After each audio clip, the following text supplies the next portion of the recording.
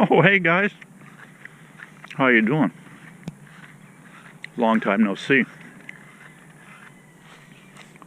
Oh, look at my shirt. Isn't that a beauty? Got a free shirt from One Blood. Nice little girls down there.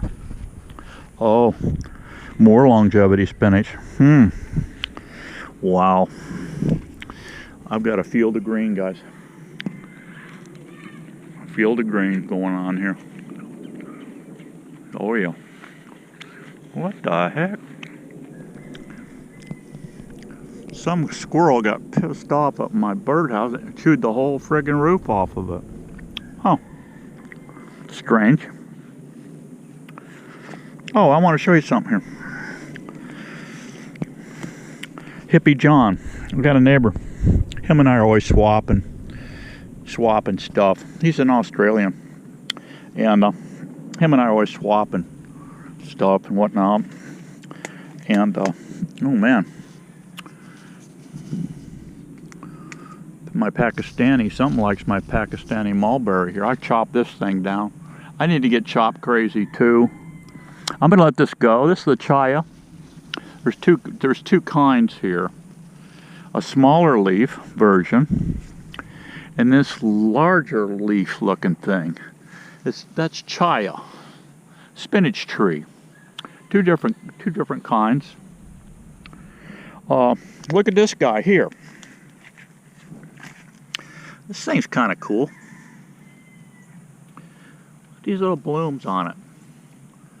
Pretty little blooms. Yeah. You can eat them. Look at these leaves.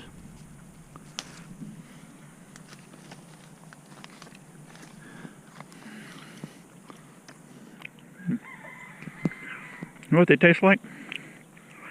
Green pea. That is called Katuk. K-A-T-U-K. Hippie John told me this thing will get 10 feet in the air. And I talked to a guy in the bee club today. I called him, and little honeybee flying around. He just went and landed on that little, what's left of a, yeah, I forgot the name of it. A Spanish needle. There we go, Spanish needle. There's not much left of that. Anyway, John got this for me, but I went and talked to one of the fellas, Dan, at the bee club. He's got a nursery. And I thought, I wonder if Dan's got any of these things. I want to put in more. That is a really cool plant, guys. You get a green with it, and you can eat them raw. You can saute them up. You can throw them in soups, whatever. Very good plant. Katuk. And I called Dan. He said, "Yeah, I got tons of them. I got them in gallon pots." He says, He said, "How many you want?" I said, "Well, bring me 4 to the next meeting." He said, "You got it, bro." So yeah, so that's kind of cool. I thought I'd show you guys that. My lemongrass, my God, that stuff is going crazy. It looks like a bombing range here, guys. Looks like a bombing range in here. I don't have a shredder, and I'm not going to need a shredder. I'm just going to let Mother Nature rot that stuff down. Throw it in. But this longevity, it just keeps crawling. It keeps crawling out. But I just run around here with a mower. I did that clip, we did that moringa harvest the other day. And this stuff just keeps shooting out. Now, I'm in zone 9B. It does frost here. This didn't get frosted this year. It got frosted the year before. And so that's why these stalks are pretty substantial. Here's a little puppy coming up on its own here off the root system.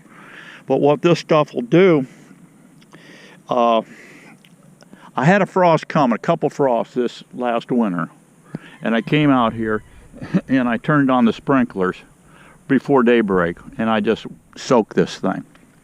And it kind of turned into an icicle in here. I don't get but about maybe 1 or 2 of those a year. And so this didn't get killed out. But the year before that, this thing got frosted and it all died. I mean, this stuff was dead flat. I came out here about a month after. I grabbed this trunk. Nothing was popping out. I just grabbed it and the whole thing just snapped off. It just flush with the ground. I thought, man, I've killed everything. So I just threw the trunks over. Next thing I know, I got right where the roots are, right where these trunks going. These guys are coming up. Here's one, like I said, coming up on its own. This plant here too. Yep, you can eat it. This is part of my food forest.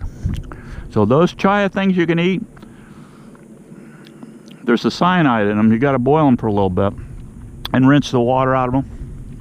But those things, they didn't quite agree with me as far as, you know. Actually, they gave me the Hershey squirts. Maybe I didn't get enough cyanide out of them. But they're supposed to be an excellent tree. Spinach. They call it spinach tree. I'll experiment more with it, and we'll keep playing with it. But I've been on pretty much keto. I don't do a whole lot of greens and stuff. I do a lot of green beans. I do a lot of butternut squash and stuff. And but I like salads once in a while, so I come out and get a bunch of this stuff. Let's go out back and see what the bees are up to. Okay, look what's happening here, guys. My pepper is winding down. There's still some blooms happening here. But you can see these berries are starting here. These green berries will get cherry red. I'll have cherry red little things. The birds will come in. The grackles will come on down from the north and start eating this stuff. They get a little drunk on it. They run around and start pooping these seeds out everywhere. And this is how we get more Brazilian pepper. This popped up as a little seedling right out of this block. Right out of this concrete block here this spring. I came by and I saw this. I said, well, it's kind of fun. Let's just let this thing grow. So what I'll do after the birds come in and they eat all these seeds and start spreading them all over the place, I will clip this way down, and then it'll keep going.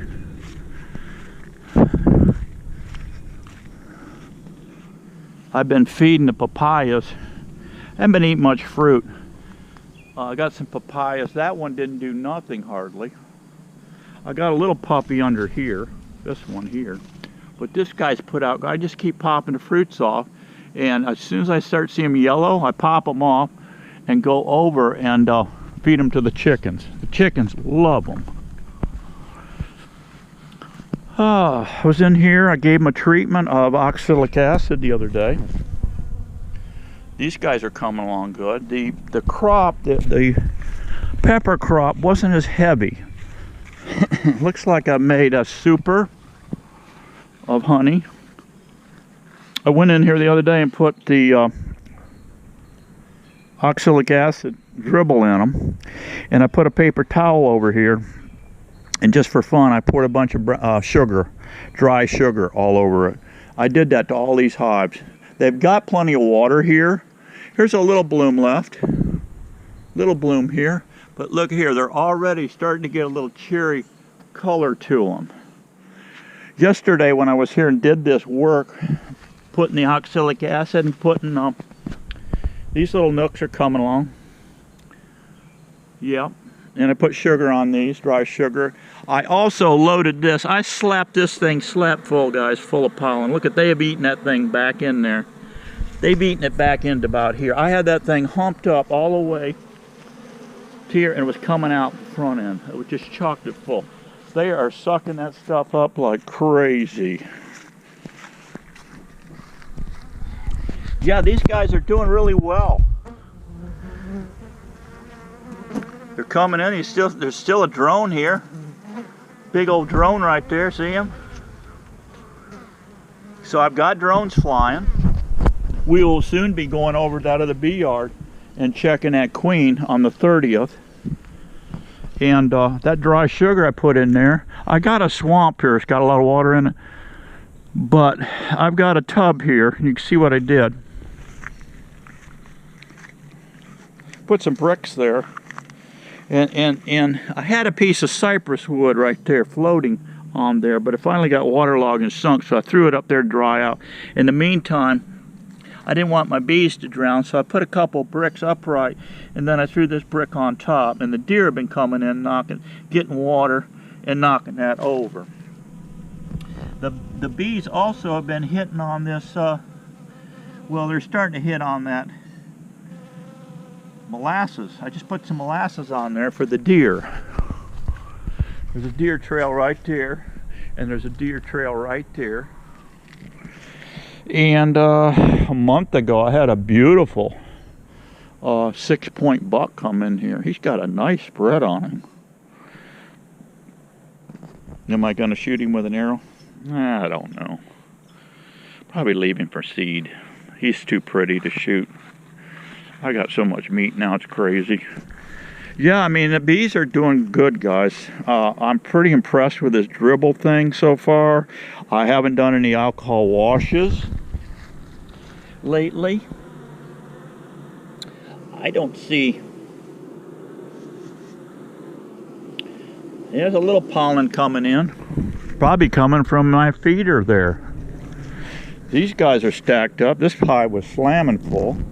This guy was slamming full. And these guys here are slamming full. Got a little warpage on the cover here. And the girls are working their heinies off. There's a bull ant. Let's kill him. So they're propolising it up. And they're also bearding a little. Got a little beard action going on there.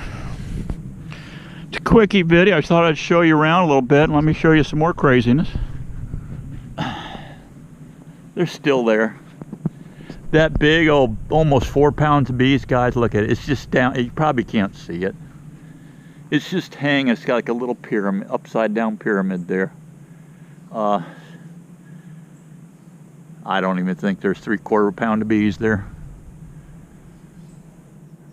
Hard-headed. I don't know what the deal is, why they don't come down. I've got a lot of boxes here. I've got a lot of traps out, traps everywhere. They don't want to get in them. Starting to get the boxes together for spring. Spring hits, we're going to load these puppies up. I've added wood to these. So all these boxes in this area are done. I went in the shop, tried to tear these apart with that Bondtite 3 glue that I put in. Pulled the screws, and I started beating on them with a hammer. Man, guys, that Bondtite 3, when you put that stuff in there, it's there. So I'll let the boys, I've got all these boxes here. All these are ready to go in this stack here. These here, I've got these 2 lanes here. I've got to have that 2.5-inch piece put on the bottom. They'll be instantly converted to 10 deeps. And then I've got these guys here. I've got 10 of these boxes. I put them on Craigslist and sold a few. You know, the guys want 1 or 2 or here, there, whatever. If they don't move soon, I'll take them to the bee club on the back of my truck and say, fellas, whoever wants them, they're yours. Take them. So I'll let the guys in the bee club have them. Okay, guys, quickie. I'll catch you later. Be happy. And we'll see you soon. Bye-bye.